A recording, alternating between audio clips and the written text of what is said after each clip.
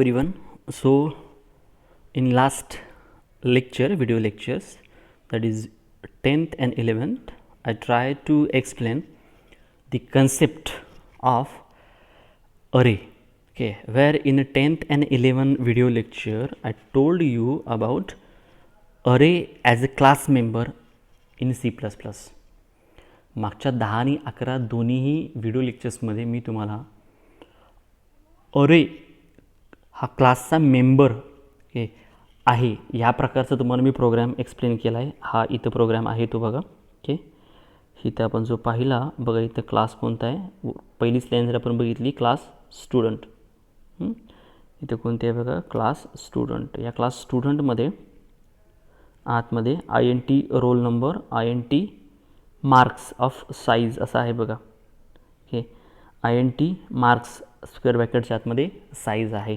तर हा marks okay हा त्या क्लासचा अरे मेंबर होता, हे आपण बघितलं लास्ट एक्झाम्पलमध्ये. Okay, so today's example, okay, here array of object, that is array of objects. Okay, array of object म्हणजे काय, तर इथं आपण ऑब्जेक्टचा अरे बनवणार आहोत. क्लासचे आपण जे ऑब्जेक्ट क्रिएट करतो त्याचा अरे आपण बनवणार आहोत.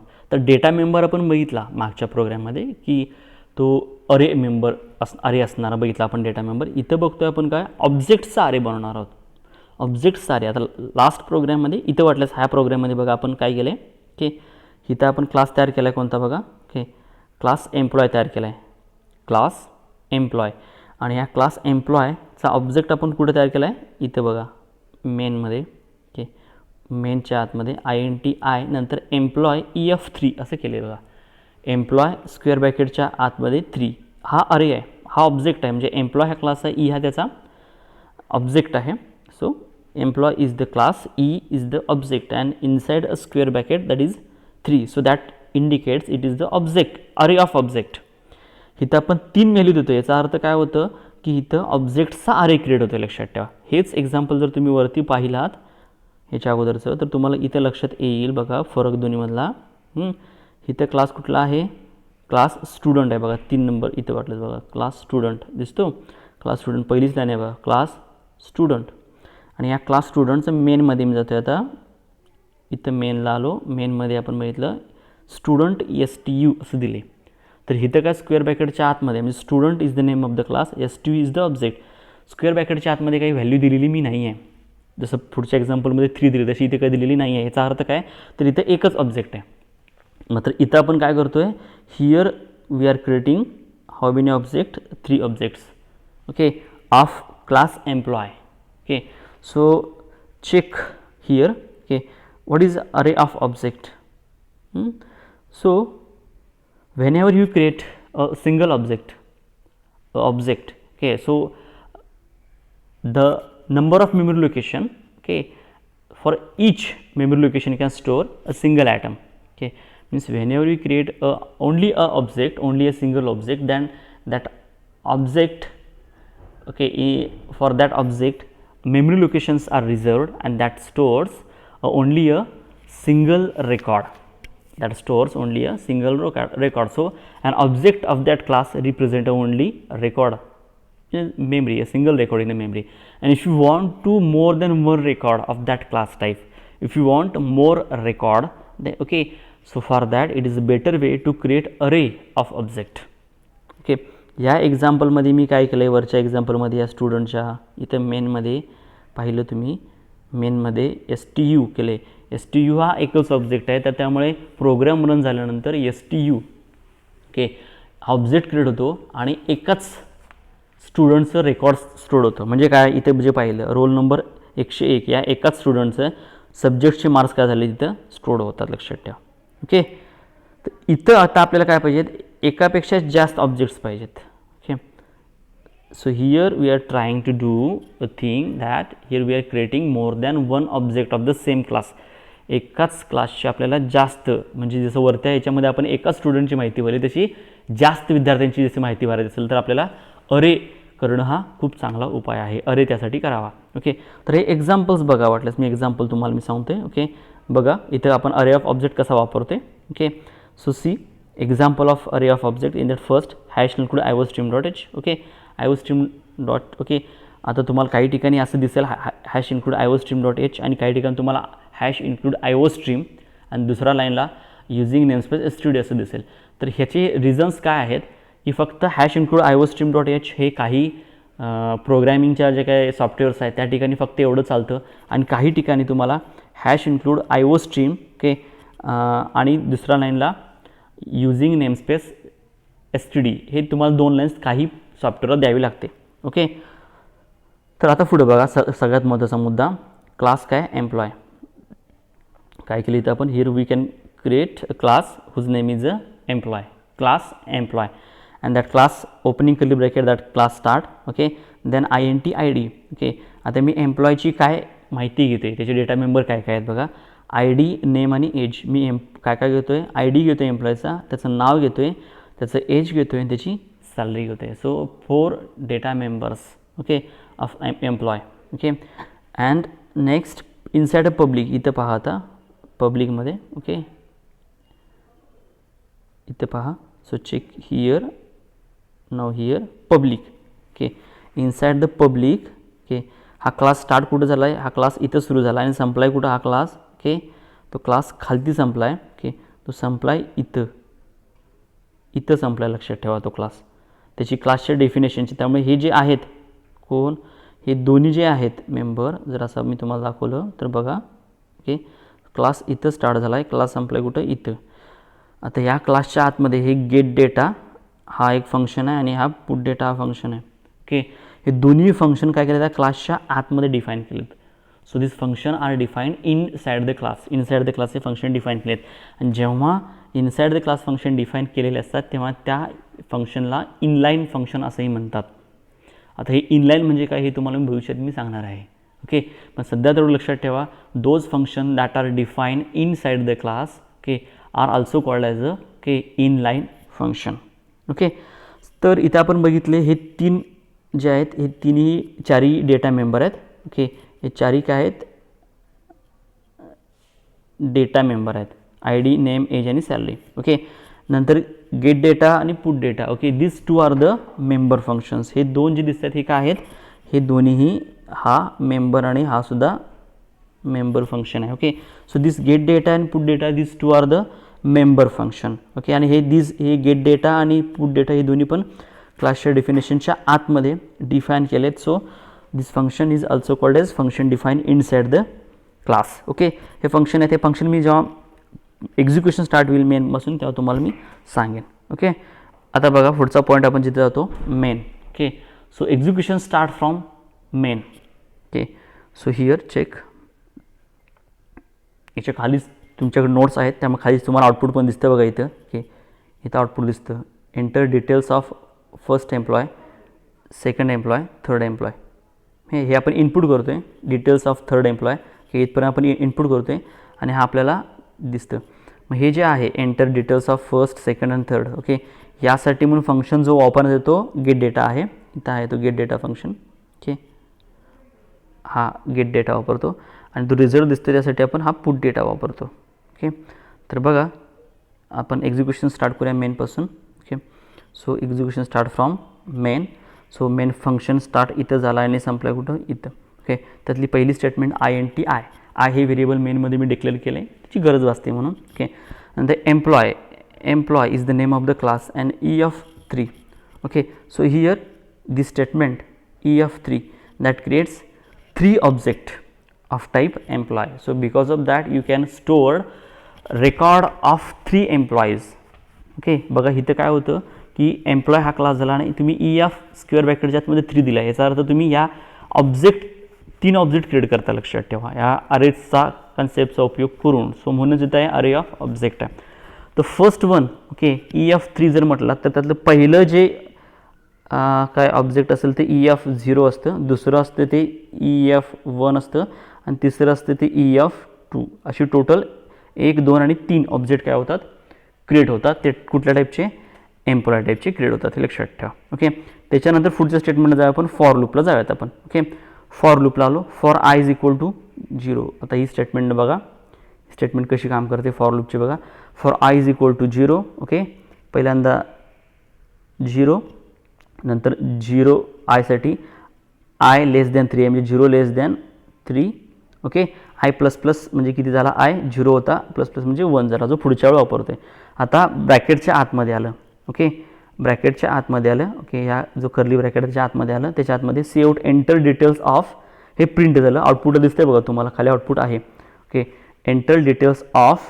ओके, ऑफ नंतर जे 1 येतं ते कुठलं येतं, ओके, ऑफ आणि एम्प्लॉईजमध्ये 1 आले, ते कुठं आलं, इथं तुम्हाला जो आय दिसतो बघा, हा आय. ओके, हा आय दिसतो. हा आय म्हणजे किती सध्या इथं, इथला जो 0 येतो 0 प्लस 1, 0 प्लस 1 किती 1, म्हणून तिथे तुम्हाला आउटपुटला दिसताना बघा इथं दिसते बघा, इथं 1 दिसते. ते कुठं, ह्या 0 प्लस 1 1 हे तिथं 1 आला, आणि त्याच्या पुढचं एम्प्लॉय जे आहे, हे जे एम्प्लॉय, हे एम्प्लॉय कुठलं, हे जे एम्प्लॉय ते हे प्रिंट झालं. मग enter details of first employee, आणि दुसरं पुढच्या स्टेटमेंटला आलं EF0. EFI आहे, EFI. आय म्हणजे किती, आता हा जो आय, हा आय म्हणजे किती, इथं आय किती आहे सध्या 0 आहे. जी कंडिशनला चेक होतं ती व्हॅल्यू आपण काय करतो, घेत असतो. लक्षात ठेवा, जी कंडिशनला चेक होती ती व्हॅल्यू. त्यामुळे EF0साठी कुठला फंक्शन कॉल होतो, म्हणजे पहिल्या एम्प्लॉयसाठी म्हणून 0 जो काय आहे एम्प्लॉय, त्यासाठी म्हणून गेट डेटा फंक्शन कॉल होतो. इथून कंट्रोल कुठं जातो बघा, तिथून कंट्रोल जातो कुठं, तिथून कंट्रोल येतो इथं, या ठिकाणी कंट्रोल येतो. फंक्शन कॉलिंग स्टेटमेंट आहे. ओके, ही फंक्शन कॉल्ड स्टेटमेंट आहे, आणि ही फंक्शन कॉलिंग स्टेटमेंट आहे. ओके, त्यामुळे इथून कंट्रोल, ह्या ठिकाणावरून कंट्रोल, ह्या ठिकाणावर कंट्रोल इथं येतो, कॉलिंगपासून कॉलकडं. त्याच्या आतमध्ये काय बघा, सी आउटमुळे प्रिंट होतं तुमच्यासमोर आउटपुटला. तुमच्यासमोर आउटपुट असेल, प्रोग्रामचं आउटपुट बाजूला ठेवा आणि पहा. ओके, तर इव्हन मी वाटच दाखवतो तुम्हाला थोडंसं वरती घेतो. आणि ओके, इथं आउटपुट दिसतं बघा, एंटर हे पहिलं दिसतं बघा, एंटर एम्प्लॉय आय डी हे प्रिंट झालं आहे. त्याच्या पुढं सी इनमुळं जी तुम्ही व्हॅल्यू इनपुट करताय, आता मी इथे व्हॅल्यू किती केले 101, ती आय डीला असाईन होते. काय झाली व्हॅल्यू 101, ही काय झाली व्हॅल्यू आय डीला असाईन झाली. परत एंटर एम्प्लॉय नेम दुसऱ्या लाईनला प्रिंट झाले बघा. ओके, परत नेम दिले सुरेश, हे सुरेश स्टोअर झालं नेमला. म्हणजे EF0 कुणासाठी कॉल करतोय आपण, पहिल्या एम्प्लॉयसाठी. तो कुठला ऑब्जेक्ट, त्यासाठी आपण घेतलं 0, EF0साठी. नंतर एंटर एम्प्लॉय सॅलरी हे प्रिंट झाले. आउटपुटला तुम्ही बघाल खाली ते दिसेल एम्प्लॉय सॅलरी. ओके, ती सॅलरी ओके काय 45,000 आपण दिले. सॉरी, एम्प्लॉय सॅलरी नाही, एम्प्लॉय एज आहे, एम्प्लॉय एज प्रिंट झालं आहे. ओके, नंतर एज दिलं आहे आपण किती 29. Then after that again print the statement enter employee salary on the screen because of cout. Again okay, user can enter the salary like here it is 45,000. Okay, 45,000 इथं फंक्शनचा काय झाला, end झाला. त्यामुळे कंट्रोल कुठं आला, calling statement कुठून call आला होता, इथून कॉल आला होता. ओके, त्यामुळे कंट्रोल आला, आता इथं आला, क्लोजिंग कर्ली ब्रॅकेटला आला. ओके, आता क्लोजिंग कर्ली ब्रॅकेटच्या ते बाहेर जाणार नाही, कारण जोपर्यंत फॉरची कंडिशन फॉल्स होत नाही तोपर्यंत ते बाहेर जाऊ शकत नाही. आता परत ते फॉरला गेलो. मगाशी मी लिहिलं होतं बघा माहिती. ओके, तेव्हा तिथं I++1 झाला होता, तो आता इथं असाईन होते. त्यामुळे आय किती 1. ओके, आय किती झाला 1 लेस दॅन 3. ओके, I++ म्हणजे किती 2. हे तुम्ही बाजूला वाटल्यास लिहून ठेवा. ओके, जे उपयोगाला येईल. आता आय किती झाला 1 आणि I++ किती झाला 2. हे 2 आपण पुढच्या नेक्स्ट स्टेपला वापरतो. सध्या आयची व्हॅल्यू किती 1. आता हे कुठं आलं, इथं आलं, ओपनिंग कर्ली ब्रॅकेट इथं आलं. Cout enter details of. Okay, enter details of हे तुमच्या इथे प्रिंट झालं असेल बघा आउटपुटला, एंटर डिटेल्स ऑफ. नंतर I+1, आय किती 1 प्लस 1 प्लस 1 किती 1 + 1 किती 2. ओके, म्हणून एंटर डिटेल्स ऑफ 2 आणि हे पुढचं एम्प्लॉय आहे तसं काय होतं प्रिंट होतं. ओके, त्याच्यानंतर आयची व्हॅल्यू किती, आता कंडिशनला जी चेक होती that is 1. So here EF1 लक्षात ठेवा. आता मगाशी कॉल झाला होता EF0साठी, आता EF1साठी म्हणजे दुसऱ्या ऑब्जेक्टसाठी हा कॉल होते. ओके, तर गेट डेटा हा परत कॉल होते. ही परत कॉलिंग स्टेटमेंट आहे, कंट्रोल परत कुठे येतो इथे येतो गेट डेटाला. ओके, म्हणजे दुसऱ्या एम्प्लॉयसाठी हा गेट डेटा कॉल होतो. आता परत काय होतं, एंटर एम्प्लॉय आय डी म्हणजे दुसऱ्यासाठी आपण एंटर एम्प्लॉय आय डी त्याचा देतो. ओके, जो दिला आहे बघा तुमच्या आउटपुटला 102 दिला आहे. तसंच परत एंटर एम्प्लॉय नेम हे प्रिंट होतं. मग सीन आपली वाट पाहतं, मग आपण व्हॅल्यू देतो. दॅट इज जर दुसऱ्यासाठी व्हॅल्यू दिली, मुकेश हे एम्प्लॉयचं नाव दिलं. नंतर एज दिली. ओके, एंटर एम्प्लॉय एज 31 दिले. ओके, त्याच्यानंतर सॅलरी दिली की 51,000 सॅलरी दिली. म्हणजे प्रत्येकाला ते असं नव्हतं आय डी नेम एज सॅलरीला EF1साठी ते असाईन होतं.